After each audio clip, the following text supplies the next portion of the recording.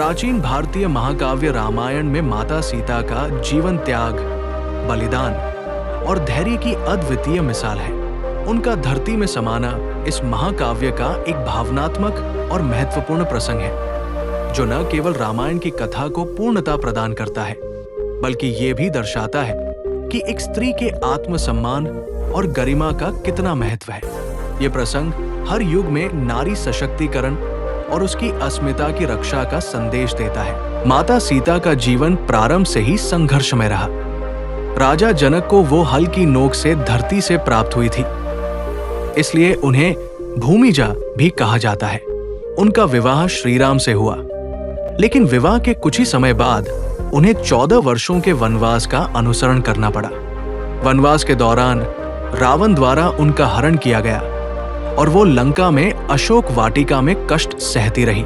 लंका विजय के पश्चात जब श्रीराम ने उन्हें पुनः प्राप्त किया, तब समाज में उनकी पवित्रता पर प्रश्न उठने लगे। अपने चरित्र को सिद्ध करने के लिए उन्होंने अग्नि परीक्षा दी और उसमें सफल रही। इसके बावजूद समाज के संदेहपूर्ण दृष्टिकोण के कारण श्रीराम ने उन्हें अयोध्या से वन में छोड़ दिया, जहां उन्होंने महर्षि वाल्मीकि के आश्रम में शरण ली और वहीं लवकुश को जन्म दिया। समय बीता और लवकुश बड़े हुए। जब श्रीराम ने अश्वमेध यज्ञ किया, तब उनके यज्ञ का घोड़ा वाल्मीकि के आश्रम में पहुंचा।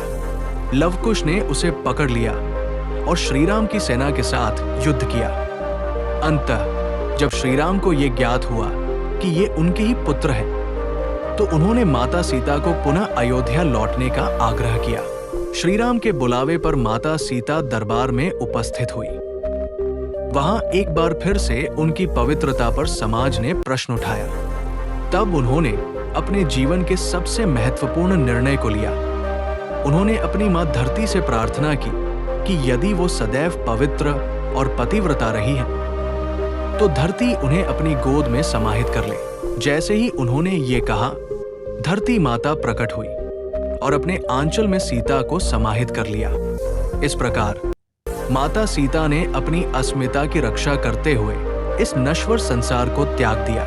माता सीता का धरती में समाना केवल एक पौराणिक घटना नहीं है, बल्कि ये समाज के लिए एक गहरा संदेश है। ये दर्शाता है कि नारी का आत्मसम्मान और गरिमा किसी भी परिस्थिति में उससे छीनी नहीं जा सकती। जब समाज ने बार बार उनकी परीक्षा ली, तब उन्होंने अपने आत्मसम्मान के लिए स्वयं को पृथ्वी को समर्पित करना अधिक उचित समझा।